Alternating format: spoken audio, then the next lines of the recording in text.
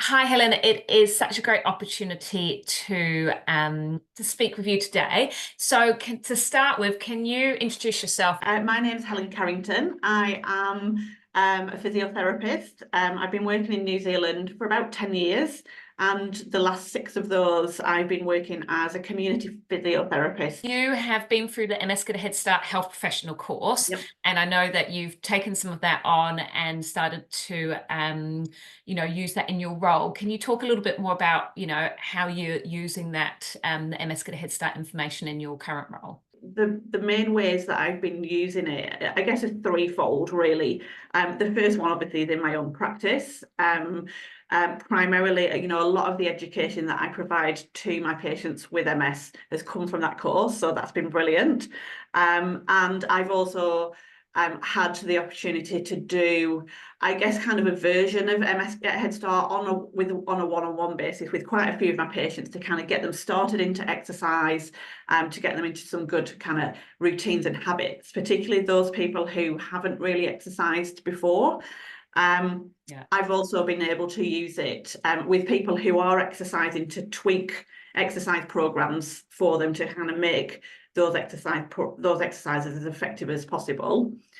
I've also been able to use it to support and educate colleagues. So a few of my colleagues have also done the course, but those who haven't, it's been a really good resource to support, because we all work with people with MS. So kind of it's been really useful to support colleagues around their learning as well. I've also used it to support the MS nurses learning a little bit around education and some things that they can kind of get people started with in their sessions.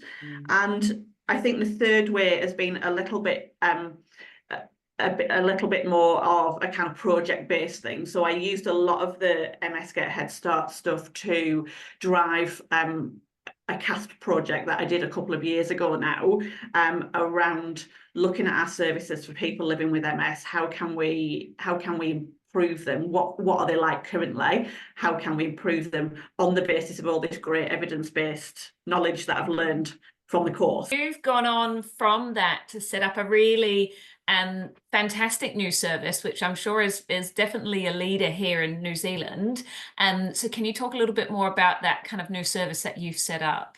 Yeah. So it came from this project, and probably a little bit of context is useful. So from the project, what I did was look at our current community physiotherapy services for people living with MS. The key things that came out of that were that we were primarily seeing people further down the line in their MS journey. So when impairments were fairly significant, people were often already kind of wheelchairs, having to look a little bit more at that compensatory approach for people. We were seeing pretty much no one within a year of diagnosis, which was kind of really disappointing.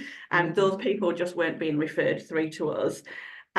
People were waiting a really long time to be seen, as is probably common for most services currently. And when I surveyed both clinicians and people living with MS, everybody wanted a more proactive, accessible service. So clinicians wanted to work with people more proactively, and people living with MS wanted a service that they could come to before things got hit crisis point, essentially. Everybody we see with MS gets the opportunity to have a regular review. So again, rather than waiting until they're at crisis point, going to their GP or neurologist, getting a referral back to the service, we have a regular review service, and that can be 3, 6 or 12-month reviews, depending on the person and what they want and what their needs are. So again, just kind of moving towards that more proactive approach. We've also reprioritized in our service criteria people who are post-relapse, so that again, if somebody does relapse, we can try and get in there a little bit quicker to maximise the benefits in that space as well. The other thing that I've done to support all of that is created a handbook for the other physios to use with newly diagnosed people, so they've kind of got a go-to guide to use if they're a bit stuck on something. So Amazing. yeah, hopefully positive changes. I would say of the people that I've seen who are newly diagnosed, 90 to 95% of those have taken up the option of regular reviews. And any of my existing MS patients, if I've not seen them for a while, I now offer that review service. So they all like that as well, because a lot of them, particularly the people who are, you know, kind of sort of 5-10 years post-diagnosis, who might not be under a neurologist, don't see the MS nurse. You know, I'm the only person going in there quite often. And people find that really, really useful. So it's been a really, really positive response. And I think it's you know, for me as a clinician, it's got so many benefits as well. You know, you're building a relationship longer term with somebody. It's those reviews are generally typically fairly easy and quick to do because we've already got that history together. So we're not starting from scratch every time. The patients love it because a lot of them say, you know, you keep me accountable. If I know I'm seeing you in 3 or 6 months, I've got to keep exercising because I don't want to waste your time, and I don't want to have to admit to you that that I've stopped doing all the things you recommended. And it's also useful for, you know, those people who do drop off, you know, because we all drop off with exercise. People find it really useful as a way to help them get back on track as well. I just think it's amazing that yeah, as I say, that you've set up something that is just so needed and so evidence-based, and you know, and it's just such a fantastic opportunity.